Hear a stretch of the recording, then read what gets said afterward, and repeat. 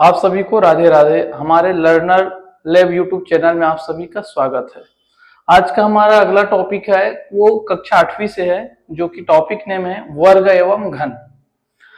सबसे पहले हम 8वीं क्लास में आते हैं 6वीं 7वीं से, तो हम सुने तो रहते हैं वर्ग एवं घन, लेकिन देखे नहीं रहते। कुछ बच्चे देख लिए रहते हैं क्योंकि उसके घर में वो कल्चर में पढ़ने वाले रहते हैं, तो मालूम रहता है। जो नहीं देखे वो थोड़ा हम ट्राई करते हैं कि पहले उसको पहचाने कैसे बोलेंगे। वर्ग संख्या को अगर हम देखें, अगर हम एक का गुना एक से करेंगे तो एक आता है।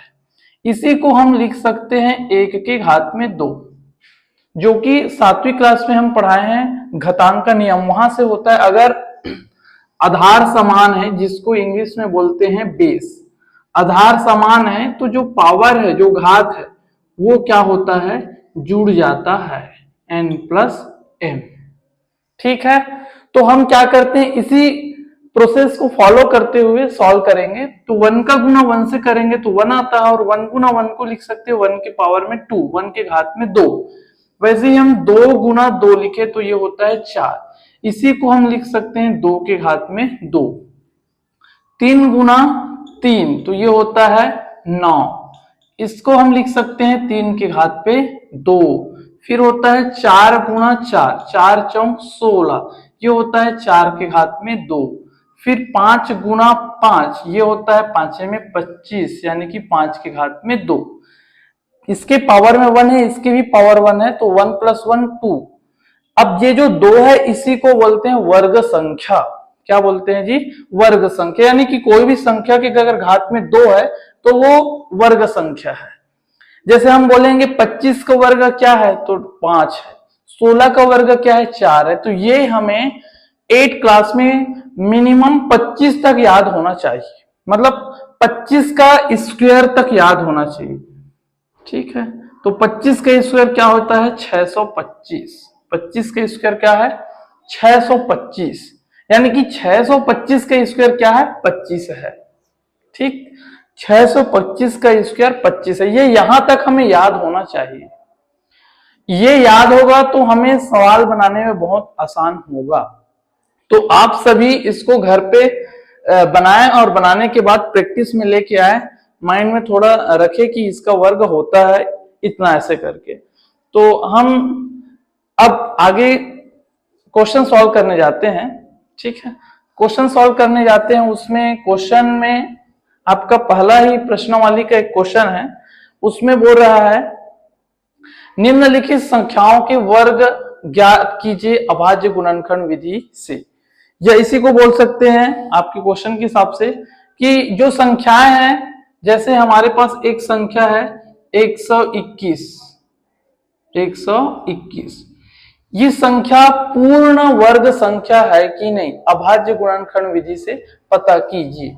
तो 121 को हम देखते हैं कि ये पूर्ण वर्ग संख्या है कि नहीं, तो इसको हमें देखना है अभाज्य गुणनखंड विधि से। किस विधि से देखेंगे, अभाज्य गुणनखंड विधि से देखेंगे। तो अभाज्य गुणनखंड विधि क्या कहता है, ये भी एक भाग का ही रूप है, भाग का ही रूप है। जिससे भाग देना उसको यहां लिखना है और भागफल को नीचे लिखना है। जिससे भाग देना है, जिस संख्या से ये भाग चला जाता है उसको यहां लिखना है और भागफल को नीचे लिखते जाना है। तो 121 के इकाई के अंक को देखेंगे तो 121 का जो इकाई का अंक है वो 1 है। एक सम है कि विषम, विषम है, तो ये विषम संख्या से ही भाग जाएगा। ये तो 3 से जाएगा, या तो 5 से, या तो 7 से, या तो 9 से, या तो 11 से। ठीक है, तो हम अगर 3 से देखें तो 3 चौक 12, लेकिन एक भाग नहीं जा रहा है, पूरा पूरा भाग जाना चाहिए, अंतिम में शेष पर 0 आना चाहिए। 3 चौक 12, एक भाग नहीं जा रहा है।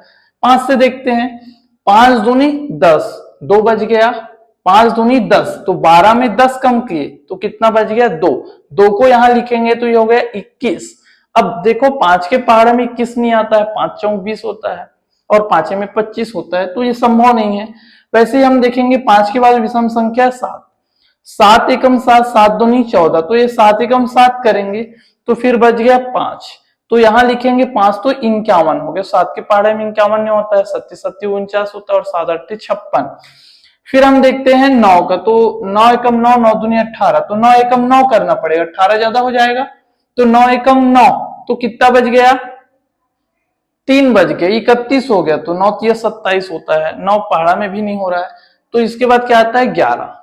ठीक है, तो हम देखते हैं 11 एकम 11, 12 में 11 कम करेंगे तो 1 बच गया, 1 को यहां लिखेंगे तो ये भी 11, तो 11 एकम 11।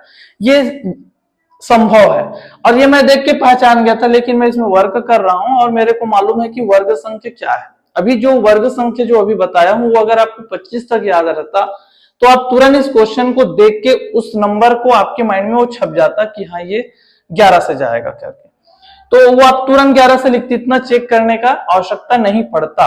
लेकिन हमें ज्ञात नहीं है तो हमें ऐसा चेक करना पड़ेगा। तो ये किससे जाएगा? 11 से, तो ये होगा 11 एकम 11।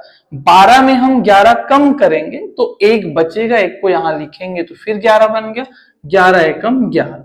11 स्वयं से जाता है, 11 एकम 11। ठीक है, यानी कि ये जो संख्या है वो किससे गया है? 11 से। तो हम 121 बराबर 11 गुना 11। देखो इसका वर्ग, इसके अभाज्य गुणनखंड के जोड़े बन रहे हैं कि नहीं?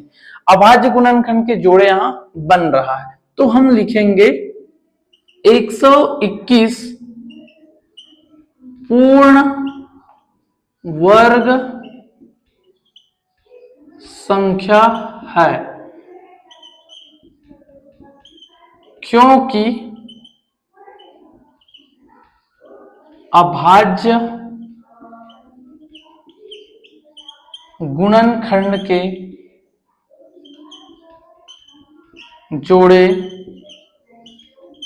बन रहे हैं। ऐसा क्यों? पूर्ण वर्ग क्यों है? क्योंकि जो अभाज्य गुणनखंड मिला है उसका जोड़ा बन रहा है, यानी कि हम इसको ऐसा लिख सकते हैं 11 के घात पे 2।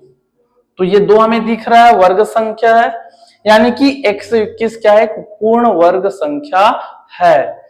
ऐसी आपके क्वेश्चन में हो सकता है, एक और होंगे, क्वेश्चन लेके चलते हैं। ये समझ आया होगा, नहीं आया है समझ तो आप कमेंट करेंगे, यहां देख लो आप लोग एक बार और रीड करके, और समझ नहीं आया होगा कहीं तो आप बिल्कुल कमेंट करें और इससे संबंधित एक क्वेश्चन सॉल्व करें और सॉल्व करके हमें बताएं कि आपसे बना कि नहीं। अगला क्वेश्चन हम देखते हैं 729। ये एक क्वेश्चन ले लेते हैं, ये क्वेश्चन को हम चेक करते हैं कि ये पूर्ण वर्ग संख्या है कि नहीं। तो ये है अपने पास 729, इसके भी इकाई का अंक क्या है? विषम संख्या है, तो ये भी विषम से ही जाएगा, या तो 3 से जाएगा, या तो 5 से, या तो 7 से, या तो 9 से, या तो 11 से। तो पहले हम 3 से देखते हैं। 3 दूनी 6, 7 से ज्यादा नहीं होना चाहिए, ऐसा हमें पहाड़ा पढ़ना है। तो 3 दूनी 6 होता है, 1 बज गया, 12 बन गया, 3 चौक 12, 3 तिया 9 जा रहा है, तो हम 3 से ही देंगे।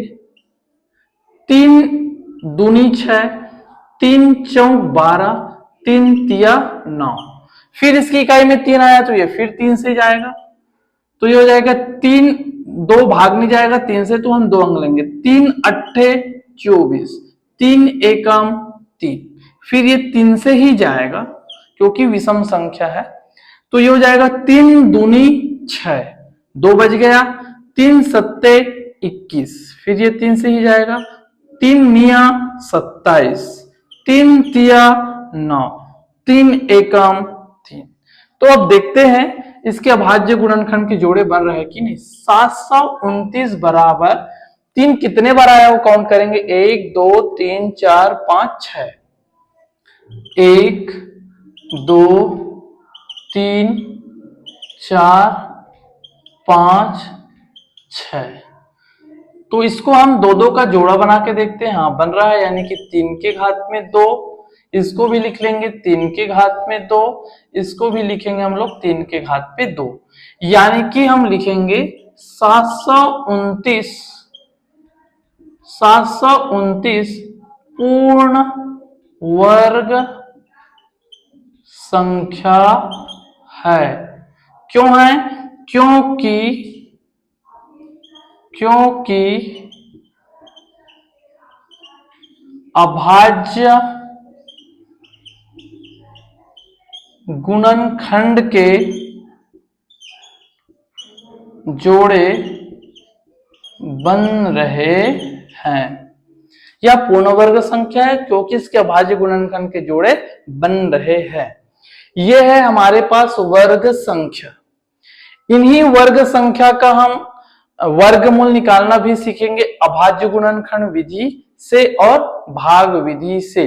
साथ ही साथ हम पूर्ण घन संख्या भी चेक करेंगे ऐसे अभाज्य गुणनखंड विधियों से। अगले वीडियो में हम उसको देखेंगे।